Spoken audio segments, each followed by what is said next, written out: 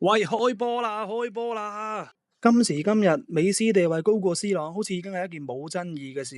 但有冇人記得其實10年前 C 朗嘅地位一度反超美斯嘅呢？呢條片我幫大家做考古，揾翻晒呢20年嚟媒體同埋討論區對佢哋兩個嘅評價。我哋先由03到07年開始講起。C 朗03年以1900萬嘅身價加盟曼聯。當年細哨加盟巴塞都係3200萬咋，佢19歲已經踢緊歐國杯決賽，07年更加成為曼聯嘅球隊神射手，同一年贏埋英格蘭嘅 PFA 同埋 FWA 足球先生。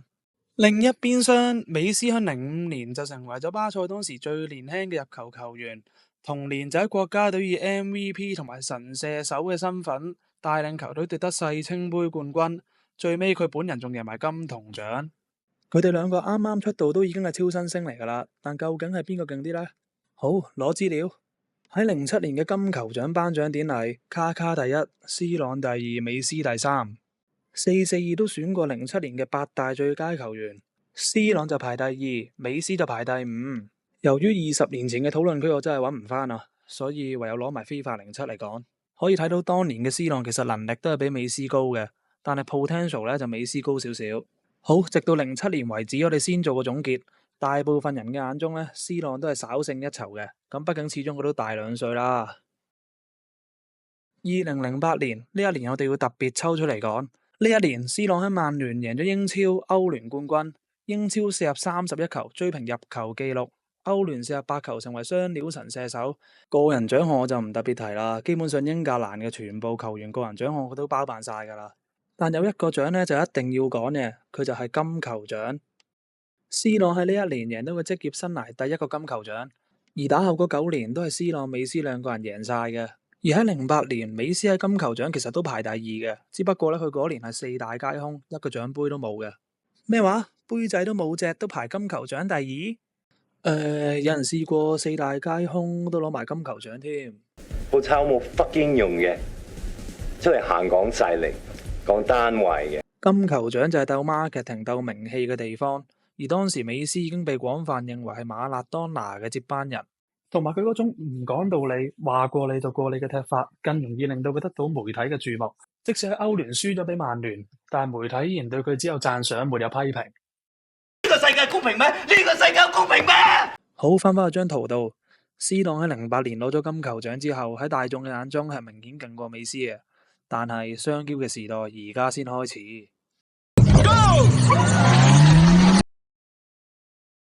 09到12年，美斯全面爆發，佢喺4年裏邊贏咗2次歐聯，其中有一年仲要係打敗咗有 C 朗嘅曼聯。喺呢4年裏面，佢達成咗史無前例嘅金球獎4連霸。佢試過雙冠王，試過6冠王，試過1年入91球，亦都試過黑走史尼達。唔好意思講遠咗，我哋講翻 C 朗先。其實 C 朗當時嘅數據都係外星人級別，佢喺2011年甚至壓過美斯，贏咗西甲嘅金靴獎。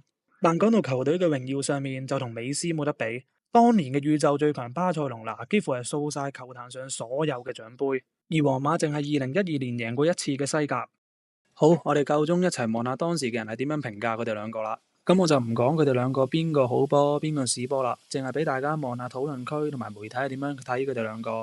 呢個 post 咧就2010年嘅，可以見到當時啲人咧已經叫緊美斯做球王噶啦，而 C 朗就更加似係一個頂級射手，直頭連皇馬球迷都覺得 C 朗比唔上美斯。老老實實啊，真係兩個 level。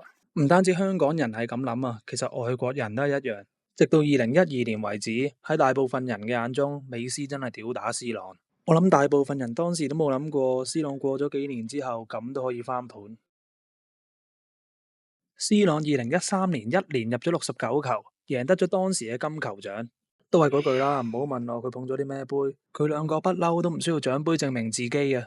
去到2014年，佢就再度追近到4-3，呢次咧佢就幫皇馬捧咗第10座嘅歐聯，並且以17球嘅歐聯入球打破咗美斯當時單季14球嘅紀錄。不過美斯都唔係流嘅，佢2015年即刻組成咗 MSN 組合，幫巴塞贏咗5冠王，再次將金球獎嘅數目拉開至5-3，好似諗貓咁樣諗 C 朗，你一追近我就拉開。不過跟住呢2年 C 朗就再次發力，連攞2屆金球獎。其實佢2016年已經係31歲，呢度我講嘅係實際年齡。講下佢有咩威水史先。喺球會咧，佢又達成咗歐聯嘅連冠成就啦。但真正令佢反級美斯嘅係國家隊，佢帶領咗葡萄牙奪得歐國杯呢一個獎杯，令佢正式走向神台級別。你唔好以為當年葡萄牙係啲咩強隊啊，其實當年佢哋只不過係一支二線球隊，正選球員有一半都係效力緊啲二三線嘅球隊。未開波嘅時候，佢哋嘅冠軍賠率只係1賠15，佢哋幾乎連分組賽出線都成問題。但係最尾 C 朗力挽狂瀾底下呢，最尾竟然黑馬奪冠。就係呢個冠軍令到 C 朗展現咗佢單核帶隊嘅能力，而呢個特質係當年嘅美斯冇嘅。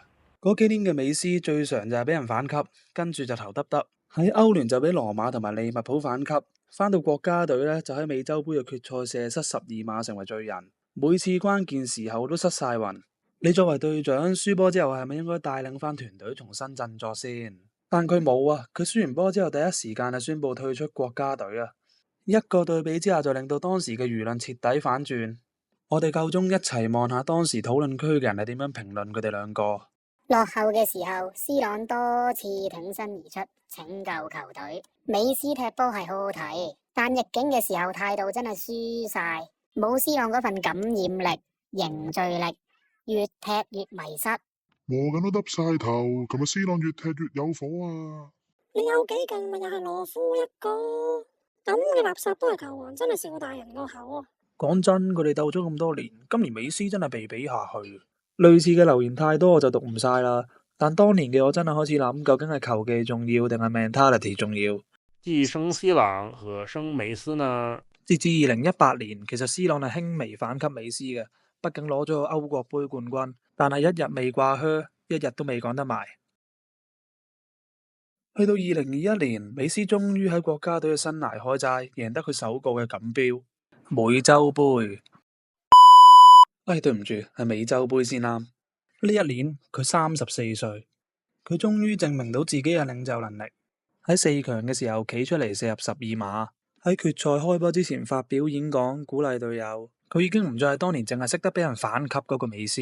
不過呢個時候，美斯嘅球王身份其實仲未穩固嘅，因為美洲杯出晒名搞得密。2015到2021年呢，7年搞咗4次，仲密過2年一度。唔好叫美洲杯啦，叫做美斯杯好過啦。另一邊 C 朗都係2019年贏咗歐國聯，佢更加響4強戴帽，入選埋賽事嘅最佳陣容。不過呢一切去到2022年，似乎已經可以蓋棺定論。美斯憑住一己之力帶領阿根廷奪得世界盃之後，冇錯係一己之力，佢幾乎每場波都交出關鍵入球或者助攻。而另一邊嘅 C 朗就喺16強俾人雪埋做後備。世界盃後，美斯正式加冕做 FIFA 官方認證嘅球王，仲着埋呢件唔知乜鬼黑色嘢。2022年後，我都唔知仲有冇需要繼續講，但美斯喺好多人嘅眼中已經係神一般嘅存在。呢度我就唔揾翻討論區嘅留言啦，其實都好一面倒，大家上網都揾到。其實我自己都睇死過 C 朗好多次。2013年嗰陣就覺得佢唔夠美斯勁，轉咗會去祖記就覺得佢開始養老，但佢每一次都用入球嚟回應我。嗰陣時你真係會以為呢條友踢到50歲都仲係咁勁。今日呢條片就去到呢度先，我叫牛大力。如果中意呢條片嘅，不妨按下 comment、like、subscribe。多謝你嘅收睇。